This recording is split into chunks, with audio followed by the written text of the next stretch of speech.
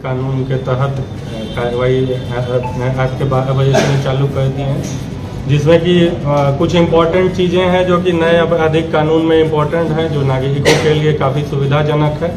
तो पहला जो इम्पोर्टेंट चीज़ है कि ये कानून जो बना है भारतीयता के आधार पर बना हुआ है। पूर्व का जो कानून था आईपीसी सीआरपीसी, वो जब ब्रिटिश पीरियड था उस समय का बना हुआ कानून था। उसमें over the period of time जो चेंजेज आए थे उसको इनकॉर्पोरेट किया गया था, लेकिन एक जो कंबाइंड कानून जो होता है वो पहली बार आज़ादी के बाद बन के आज से लागू हुआ। इसमें 3 जो एक्ट हैं, इम्पोर्टेंट एक्ट जो लागू किए गए हैं। भारतीय न्याय संहिता है जो आईपीसी को रिप्लेस कर रही है।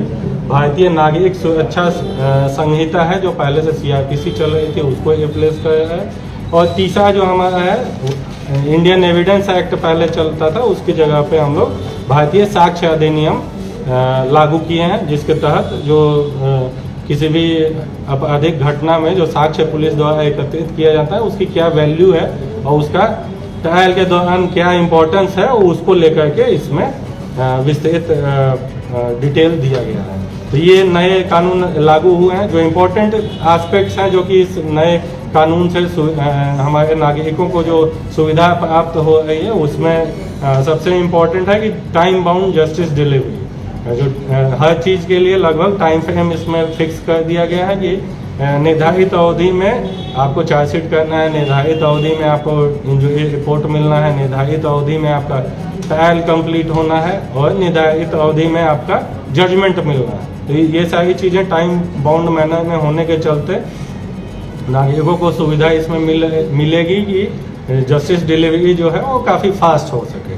दूसरी इसमें इम्पोर्टेंट एस्पेक्ट जो है वो आपको इलेक्ट्रॉनिक साक्ष्यों को लेकर के, इलेक्ट्रॉनिक एविडेंस जो है उसको काफ़ी प्राधान्यता इसमें दी गई है और इलेक्ट्रॉनिक जो माध्यम है उसका इस्तेमाल पर जोर दिया गया है। खास करके पुलिस को भी ये जिम्मेदारी दी गई है कि वो जो तलाशी एवं जब्ती की जाती है उसकी वीडियोग्राफी करे।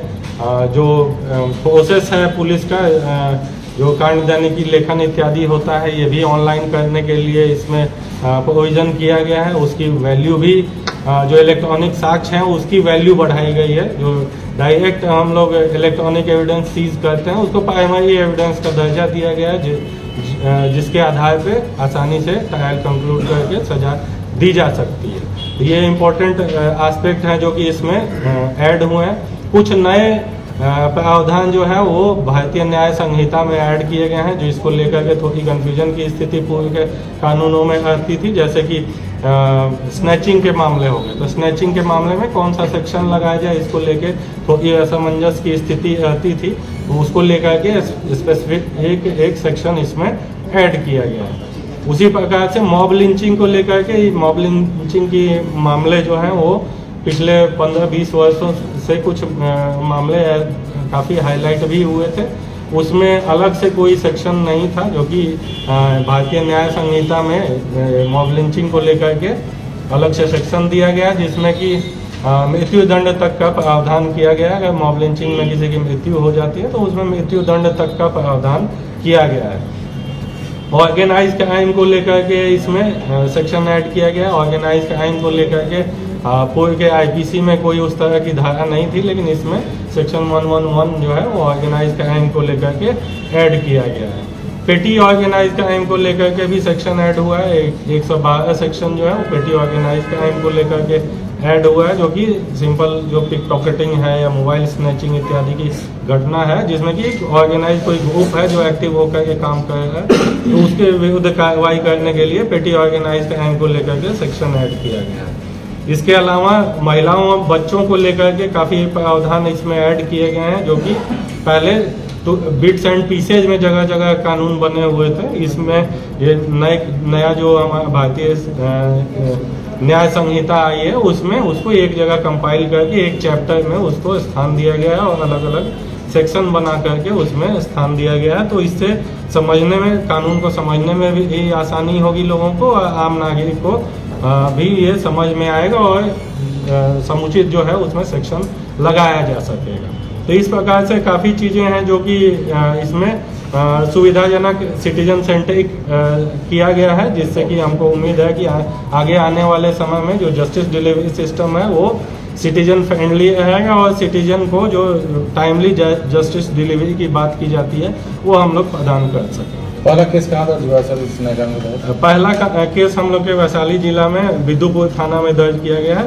कांड संख्या जो है 348/24 दिनांक 1/7/24 दर्ज किया गया है। सेक्शन इसमें लगाया गया 126, 115(2), 118(1), 76, 339(3), 329(3), 351(2)(3) और 35 BNS एक्ट 2023। नया कानून सर पुलिस के लिए कितना चुनौतीपूर्ण रहेगा और कितना चैलेंजिंग होगा ये?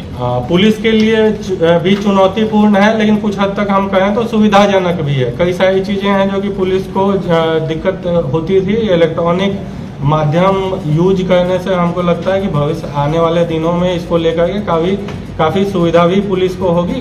कुछ जो चैलेंजेज हैं, चैलेंजेज में आपको हैं कि जो पुलिसकर्मी वृद्ध हैं जिन्हें मोबाइल या लैपटॉप का उपयोग करने में कुछ कठिनाई आती है, उन्हें शुरू में सीखने में थोड़ा समय लगेगा, लेकिन उसके लिए भी हम लोग training session 3 training session already करवाए हुए हैं और भविष्य में भी उनको इसको लेकर के ट्रेनिंग दी जाएगी। तो हमको उम्मीद है कि इससे जो बेटरमेंट ही होगा, सुविधा ही पुलिस को मिलेगी और मेन जो इसका फोकस है कि सिटीजन को इससे फ़ायदा मिलनी चाहिए, जस्टिस डिलीवरी फास्ट होनी चाहिए, वो हो सके। FSL यूनिट का यहाँ पे आ गई जिले में FSL यूनिट भी गठित किया गया है, जिसमें कि एक सीनियर साइंटिफिक ऑफिसर की पोस्टिंग यहाँ पे हुई है। आज उनके द्वारा योगदान भी कर लिया गया है और वो टीम जो एक इम्पोर्टेंट एस्पेक्ट साइंटिफिक इन्वेस्टिगेशन को लेकर के इस कानून का इम्पोर्टेंट आयाम है, वो इसी के माध्यम से स्टार्ट हुआ है कि FSL की टीम जो है 7 साल से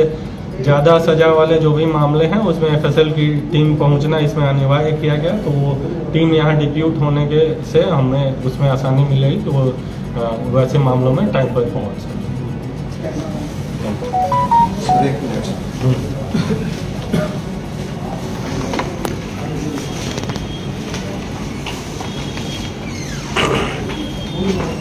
पुलिस का जैसे सर CCTV का सिस्टम है, कोर्ट का क्या बोलते हैं लोग?